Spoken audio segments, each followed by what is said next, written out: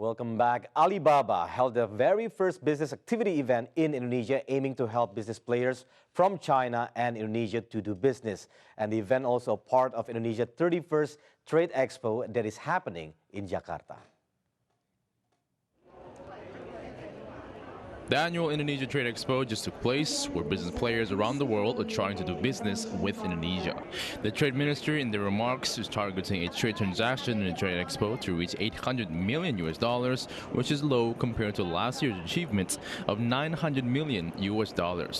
And within the Trade Expo event is the business activity held by China's e-commerce giant, Alibaba.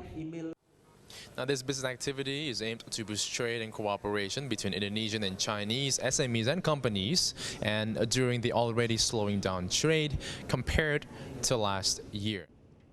Attending the event are business players from China that is seeking to sell products in Indonesia, and also Indonesian business players as well. The event initiator says that the event is also to introduce the Indonesian culture to Chinese business players to further boost future cooperations outside of business between China and Indonesia.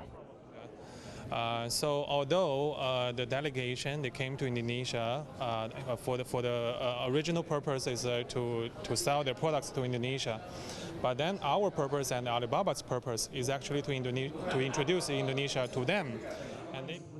Alibaba's Director of Indonesia region, Mr. Alex Jong, explains that the high labor cost in China is one of the things that is pushing business players in China to move labor to Indonesia.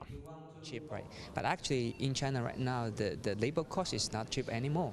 So they want to have some cooperation with local companies, whether they can have some cooperation to improve the productivity in Indonesia, and also can have selling back to China or to other country. It also makes sense.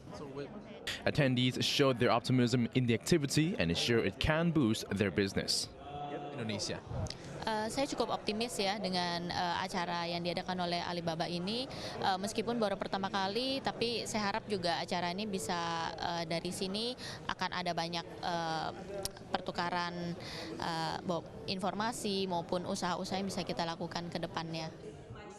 Among the presentations were rules on tax and how to establish new companies in Indonesia, and also data on the current e-commerce trends by a Lazada representative. The business activity continues on from Wednesday to Friday and is the first time of such events held by Alibaba in Indonesia.